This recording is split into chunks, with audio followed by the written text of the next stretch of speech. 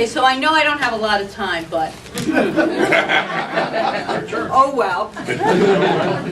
I want to give you something else to leave with. So I want to give a message, and I changed the title of my talk. I know Maura's back there going, "What is this living love?" Because it was a whole different. But I wanted this to be the talk for today. So for March, our whole theme is going to be this, and this is our affirmation for the month of March. I walk in peace, I live in love, and I create a community of harmony wherever I go.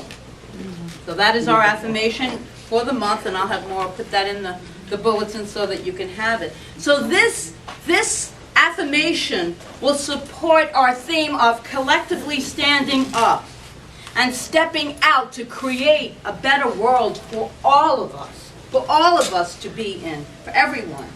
So if you desire to step up and to step out, to stand up and step out, then I'll ask you to repeat this affirmation after me.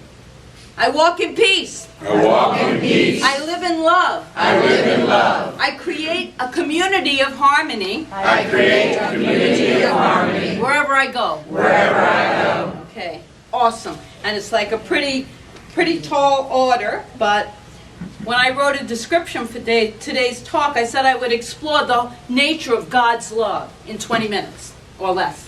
No problem, right?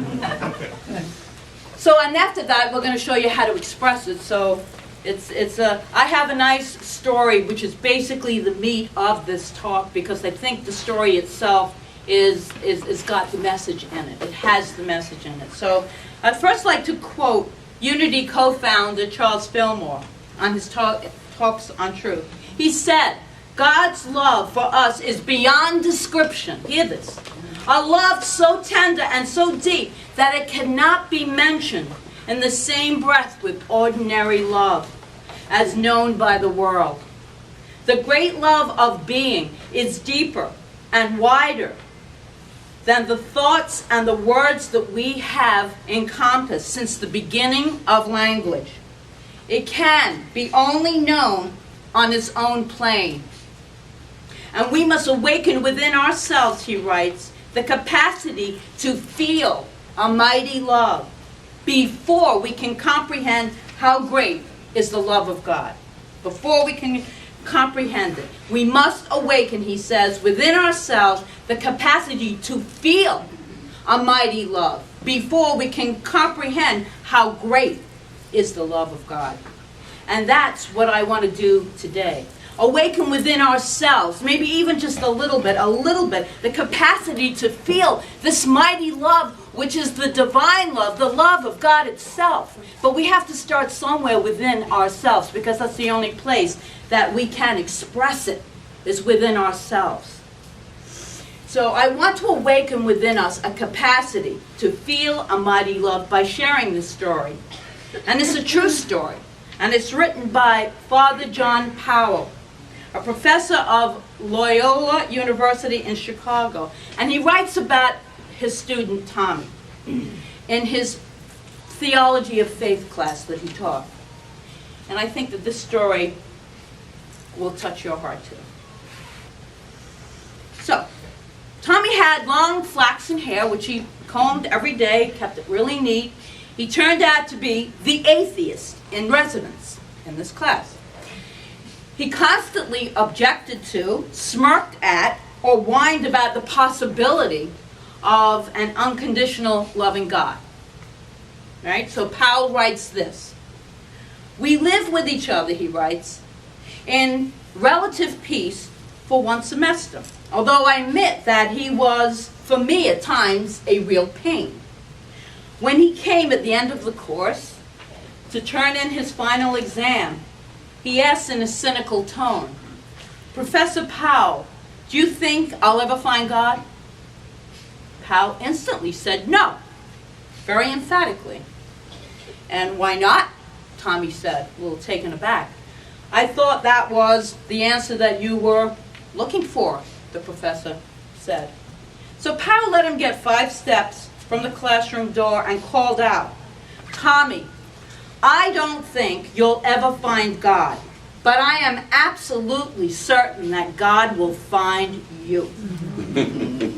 Tommy shrugged a little, and he left. He left the class, and he left the professor's life.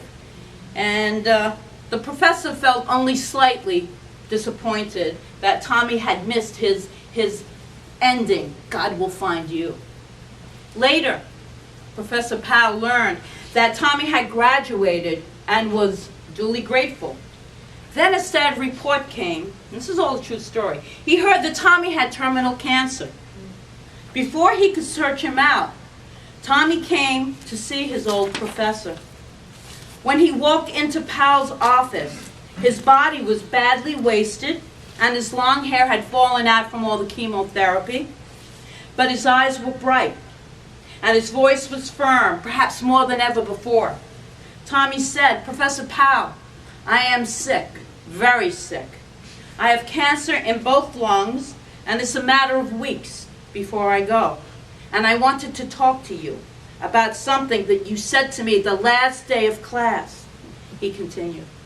"I asked if you thought that I would ever find God, and you said no, which surprised me. Then you said, but God will find you. I thought about that a lot," he said, "even though my search for God was hardly intense at that time. But when the doctors removed a lump from my groin and told me it was malignant, that's when I got serious about locating God. And when the malignancy spread into my vital organs, I really began banging bloody fists against the bronze doors of heaven. But God did not come out. In fact, nothing happened. Nothing happened. Did you ever try for anything? For a long time with great effort and no success," he writes. "You get psychologically gutted, fed up with trying, and then you quit. Well, one day I woke up, and instead of throwing a few more futile appeals over the high brick wall to a God who may or may not be there, I just quit.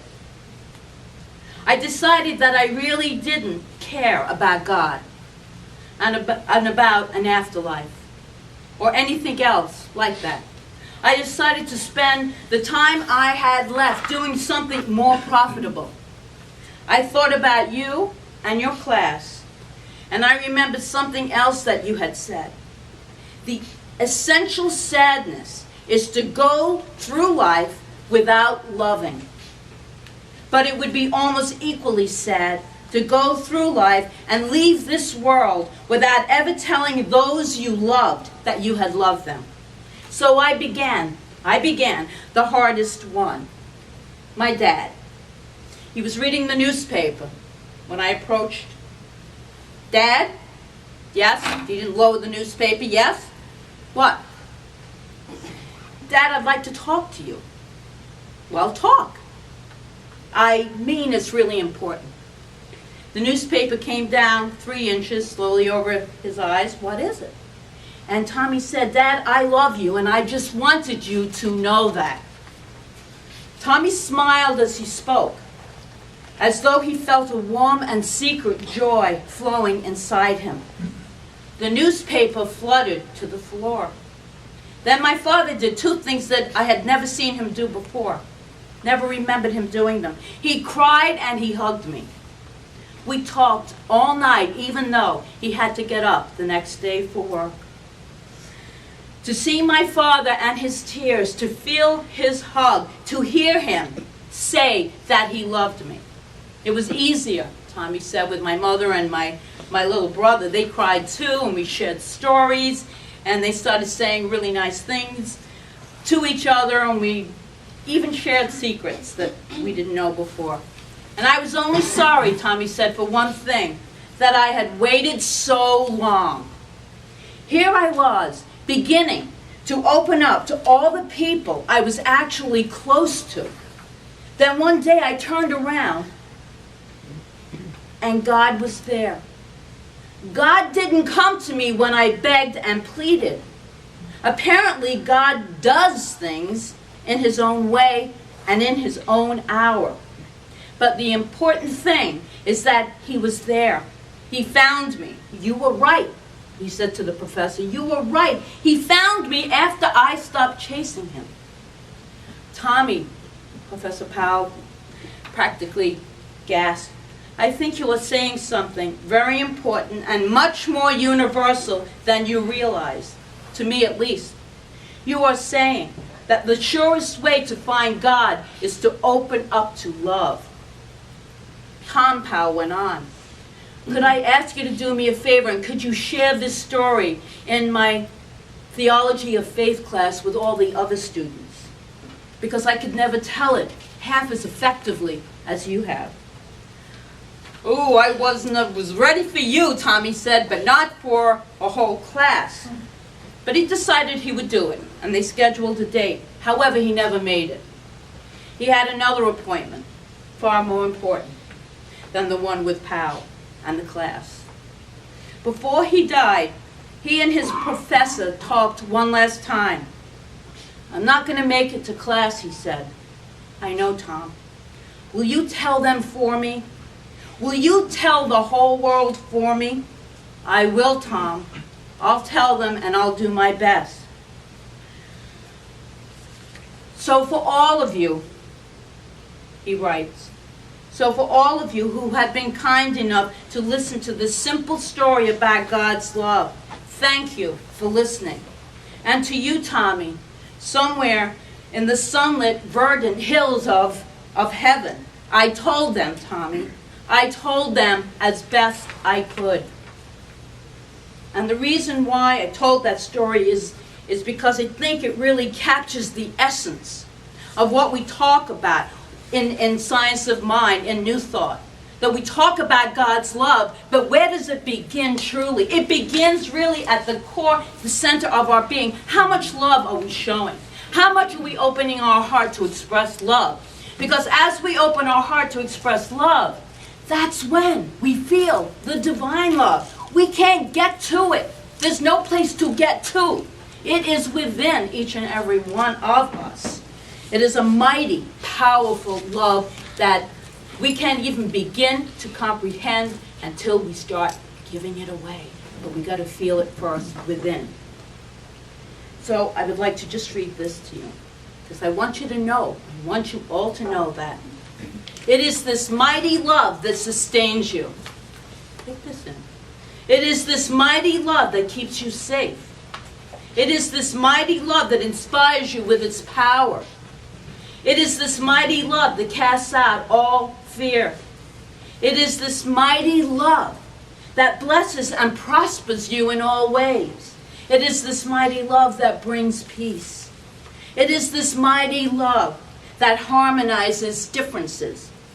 And it is this mighty love that we are all meant to express. We are, each and every one of us. And we can. So here, my friends, here is your charge. Your call to action for this week, if you choose to do so. And it may be contrary to what you would normally do. But it is how you can express God's love. If you find yourself in a situation, and you might, where love is apparently absent, where there is hostility or anger and bitterness or even injustice taking place, your automatic reaction is probably to withhold love or to argue, to defend, to go into that place where that wall comes up. And then we wonder why it's so difficult to talk to people, right? Why we have such a difficult time of understanding each other. When these conditions exist, then, there is a great and more urgent need for love than anything else. And truly, it's going to come down to that every time. It's going to come down to that. You hear it, but are you taking it in? Are you really feeling it? Because the only way to show that love is to give that love. So you have to give the love if you want to feel the love. When these conditions exist, that's when that cry for love is really there. It really is. And Ernest Holmes, to finishing this off now, Ernest Holmes writes, because this is really a good little writing. If we would look for a God of love, we must look deep and long into each other. We must look away from differences until we penetrate into the unity of the whole. Love alone reveals love. From Holmes. Love alone reveals love. Take that with you. Take that little, it's a great affirmation. Keep that in your consciousness. This is why Jesus said, love your enemies and pray for those who spitefully use you, that you may become sons of the Father. So now that's your part. You be the one to express love. The one to turn on the light, to be the light, as our practitioners up here have made a vow to be the light of spiritual truth as best they can. Because remember, we got 1 foot in the divine and 1 foot in the human. So we are divine beings, we know this. We are eternal, but we have that human part of us. But it's our call then to awaken to that love, the capacity within us to feel that mighty love.